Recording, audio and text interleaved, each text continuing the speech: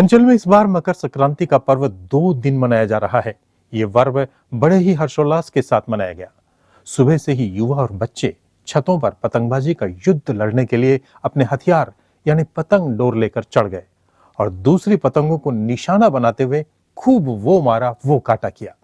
क्या बड़े और क्या छोटे, कोई भी पतंगबाजी के इस जुड़ाव से अपने आप को दूर नहीं रख पाया। शहर की हर एक छत पर लोग परिवार सहित पतंगबाजी का आनंद लेते रहे। देर रात तक पतंगबाजी का दौर यूं ही चलता रहा। वहीं रात को शहर सितारों के माफिक दिखाई दिया।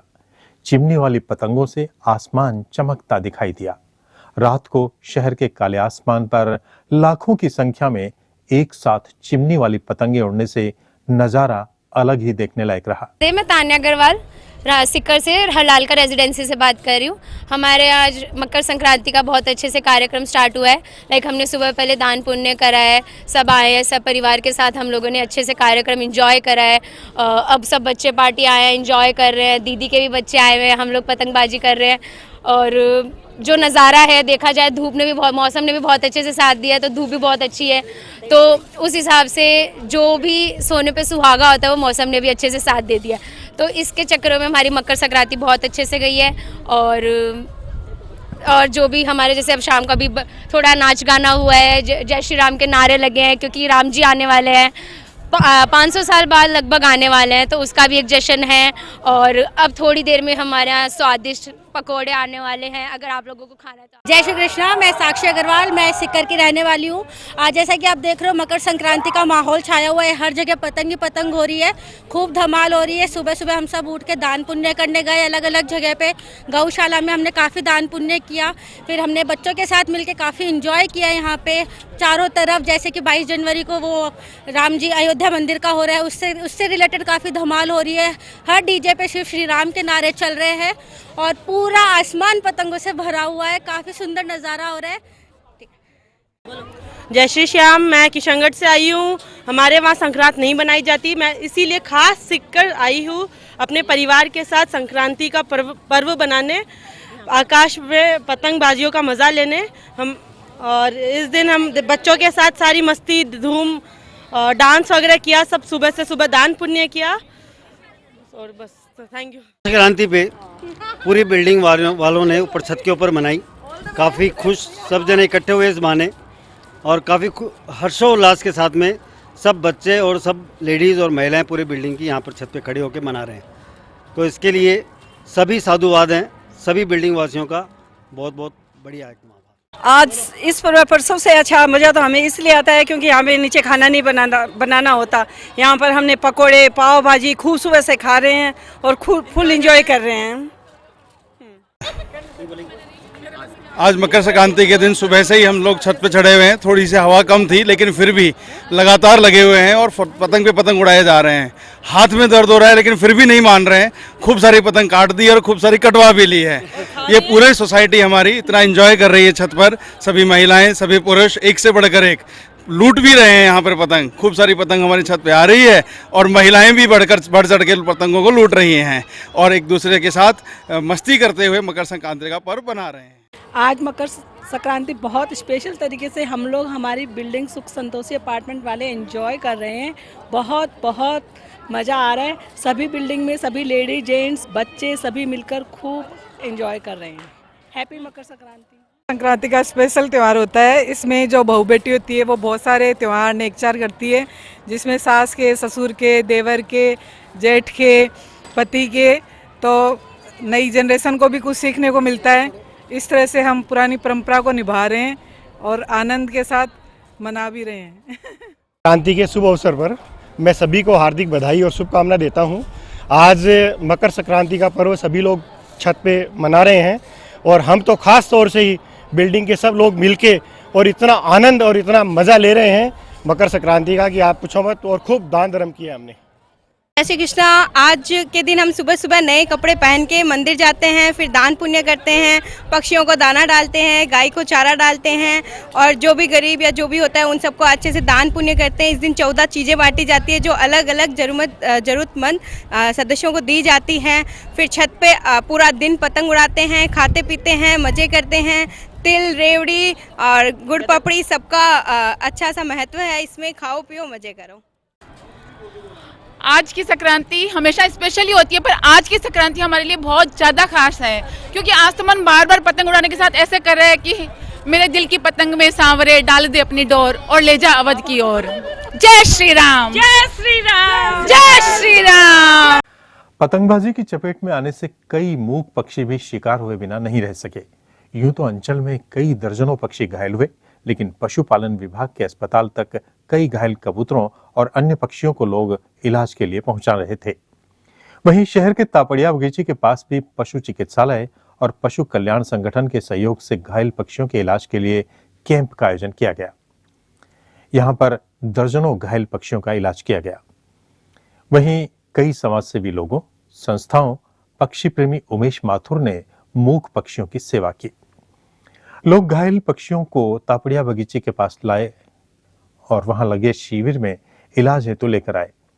इस दौरान कई पक्षियों को बचा लिया गया, वहीं दर्जनों पक्षी मौत का शिकार भी हो गए।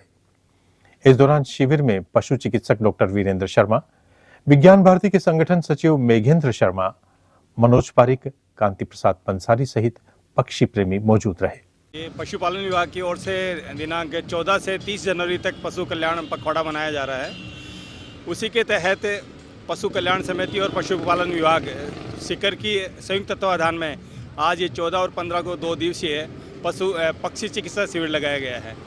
इस शिविर का मुख्य उद्देश्य है कि जो पतंगबाजी के दौरान चाइनीज मांझे से जो पक्षी घायल होकर हमारे पास लाए जाएंगे, किसी भी माध्यम के द्वारा हम उन्हें तात्कालिक रूप से यहाँ प्राथमिक चिकित्सा उपलब्ध कराएंगे तथा जो गंभीर रूप से पक्षी घायल होंगे उन्हें जो स्थानीय बहुउद्देशीय पशु चिकित्सालय है वहाँ पर बर्ड एम्बुलेंस के माध्यम से, ये हमारी बर्ड एम्बुलेंस हमने बनाई है, इसके माध्यम से भिजवा दिया जाएगा।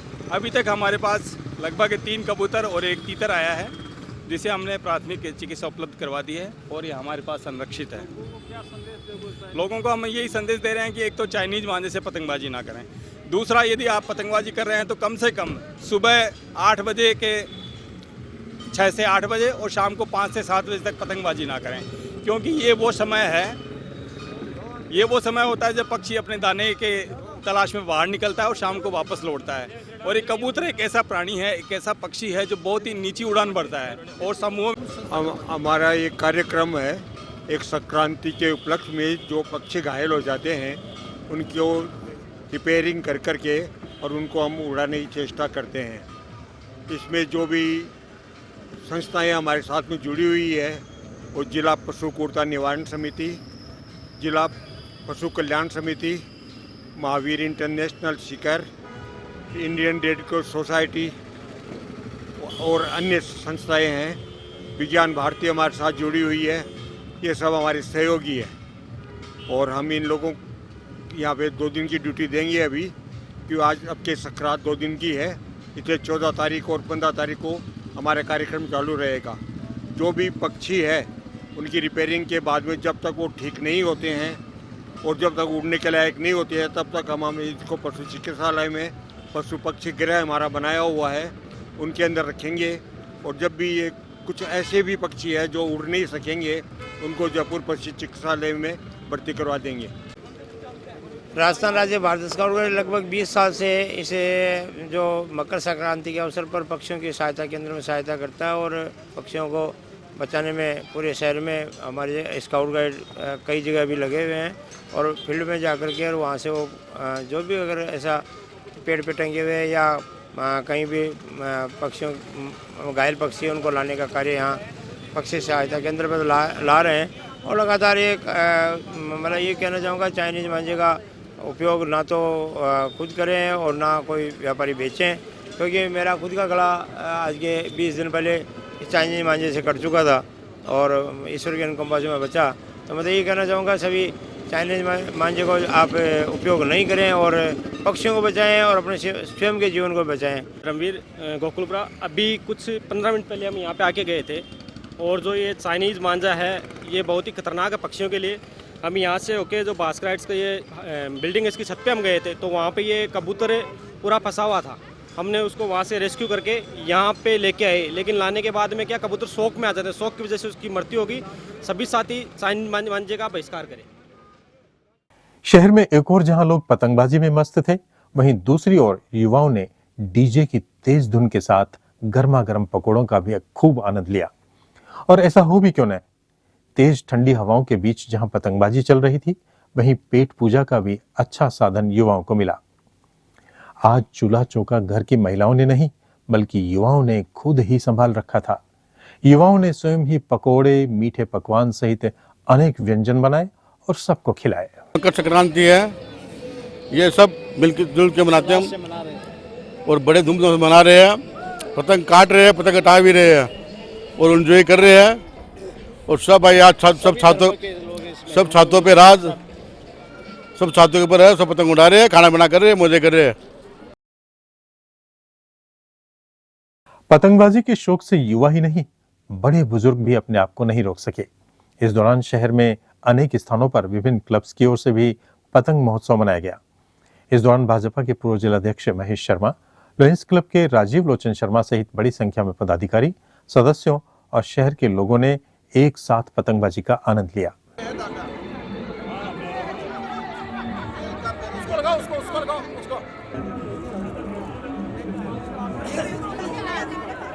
हमारा देश दिन प्रतिदिन एक त्योहारों से संपन्न देश है। यहाँ हर समय कोई न कोई उत्सव होता है। ये आज मकर संक्रांति पर्व सूर्य मकर रेखा पर प्रवेश करता है। वैसे तो इसको हम दान पुण्य का भी मानते हैं, पर भारत के अनेक हिस्सों में इसको पतंग उत्सव के रूप से भी जाना जाता है। और आज हर छत पर छोटे बड़े सारे इस पतंग उड़ाने में मशगूल रहते हैं। एक उत्सव और उल्लास के साथ जो जीने की परंपरा संस्कृति में है, उसका निर्वहन। आसमान पर उड़ती रंग बिरंगी पतंगें हर आयु वर्ग के लोगों का मन मोह लेती हैं। पतंग उड़ाने की प्रथा कब और कैसे शुरू हुई, इसके बारे में ढेरों मान्यताएं हैं। समय के साथ पतंग उड़ाना कई देशों में उत्साह का प्रतीक बन गया। प्राचीन ऋषि मुनियों ने सूर्य की शक्ति प्राप्त करके प्राकृतिक जीवन व्यतीत करने का संदेश मानव जाति को दिया था। हाल ही में एक रिसर्च में यह तथ्य सामने आया कि भारत में करीब 80% लोगों में विटामिन डी की कमी है। अकेले राजस्थान में कई फीसदी स्कूली बच्चों में विटामिन डी की कमी पाई गई है, जबकि भारत दुनिया में ऐसे देशों में शामिल है जहां सूर्य की पर्याप्त रोशनी आती है। इस कमी का एक कारण यह भी है कि आज अधिकांश घरों में लगी एसी और अन्य तकनीकें लोगों को सूर्य की रोशनी में आने तक नहीं देती। इसके साथ ही हम अपनी परंपराओं को भी पीछे छोड़ते चले गए। ऐसे ही एक परंपरा है पतंग उड़ाना। पतंग उड़ाते समय हमारा मुंह ऊपर की ओर खुलता है। जैसे ही हम डोर खींचते हैं तो ऑक्सीजन तेजी से हमारी सांसों में पहुंचती है। ऑक्सीजन लेवल पर्याप्त होने के साथ हमारे हाथ, कंधे, कमर, आंखें सभी की अच्छी खासी कसरत हो जाती है। छत पर सभी का साथ होना पॉजिटिविटी बढ़ाता है। कुछ वैज्ञानिक तथा डॉक्टरों का यह भी मत है कि पतंग उड़ाने से शरीर तो स्वस्थ रहता ही है, साथ ही साथ मस्तिष्क भी तनाव से मुक्त हो जाता है। त्वरित निर्णय लेने की आदत में इजाफा होता है। साथ ही धूप से सर्दियों में होने वाली स्किन संबंधित समस्याओं में भी शरीर मुक्त रहता है। बहुत पुरानी है पतंग की कहानी। पतंग उड़ाने की प्रथा कब और कैसे शुरू हुई, इसके बारे में ढेरों मान्यताएं हैं। कहते हैं कि करीब 2800 साल पहले चीन के शानदोंग में पतंग उड़ाने का चलन चला था, जिसे पतंग घर के नाम से भी जाना जाता है।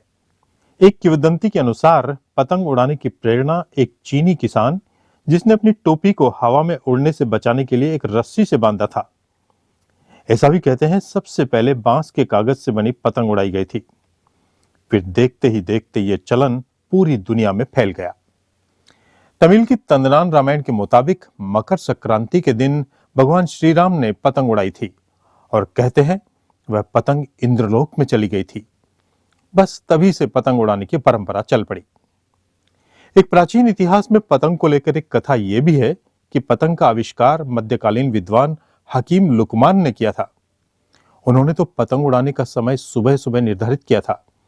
उसके पीछे उनकी मान्यता ये थी कि सुबह की ताजी हवा तथा धूप से शरीर निरोगी रहता है। लेकिन हां, 5वीं शताब्दी ईसा पूर्व में पतंग उड़ाने का उद्देश्य मनोरंजन से जोड़ दिया गया। पतंगबाजी को पहले के समय में गुड़ी या चंग के नाम से भी जाना जाता था। नवाबों के पतंगबाजी के किस्से तब खूब मशहूर हुए थे। नवाब आसफुद्दौला के शासनकाल में छतों पर बने शीश महल में पतंग उड़ाने के सारे इंतजाम होते थे। सन 1800 से नवाब सादत अली खां के जमाने में पतंगों से पेच लड़ाने का सिलसिला शुरू हो गया। कहते हैं उस वक्त अपनी पतंग से 9 पेच काटने वालों को 9 शेखा की उपाधि से विभूषित किया जाता था। इसी तरह बादशाह अमजद अली शाह के दरबार में पतंग के ठुड्डे तथा धनुष बनाए जाने लगे। एक रोचक किस्सा तब यह भी मशहूर हुआ था कि नवाबों की पतंगें आम पतंगों की तरह से नहीं हुआ करती थी। इन पतंगों के चटकदार रंगों तथा दुल्हन की तरह से सजाया जाता था, जिनमें सोने चांदी के तारों और सितारों का उपयोग होता था। मजेदार बात यह भी थी कि यह पतंग कटकर जिस छत पर गिरती थी, उस दिन उस घर पर पुलाव बनता था। समय के साथ साथ पतंग उड़ाना कई देशों में उत्साह का प्रतीक बन गया। गुजरात का पतंगोत्सव बड़ी ही धूमधाम से मनाया जाता है। 7 जनवरी से 15 जनवरी तक इंटरनेशनल काइट का आयोजन होता है। पतंगें जीवन जीने की कला भी सिखाती है। एक डोर के सहारे उड़ने वाला यह छोटा सा मनोरंजन का साधन हमें जीवन जीने की प्रेरणा भी देता है। एक डोर पर भरोसा करके आसमान छूने की प्रेरणा पतंग से सीखी जा सकती है। पतंगबाज पतंग के नीचे आ जाने पर हवा का रुख पहचान कर फिर उड़ाता है। जैसे ही सफलता मिलती है, वह बेखौफ उड़ने लगती है। यानी 1-2 बार नाकामियों के मिलने पर भी पतंगबाज के उत्साह में कोई कमी नहीं आती। पतंग अपने सही बंधे जोतों के कारण हवा में संतुलन बना जाती है। ठीक वैसे ही मनुष्यों को अपने रिश्तों में संतुलन बनाने की प्रेरणा देती है। आसमान में उड़ रही दूसरी पतंगों से चुनौतियों का सामना करते हुए पतंग अपने अस्तित्व के लिए दिमागी लड़ाई लड़ती है। वह दूसरी पतंग को काटकर फिर से ऊंचा उड़ती है और ऊंचा उड़ने के बाद ढेरों खुशियां पतंगबाज को देती है। यानी ये छोटी सी पतंग मनुष्यों को कितना कुछ सिखा जाती है।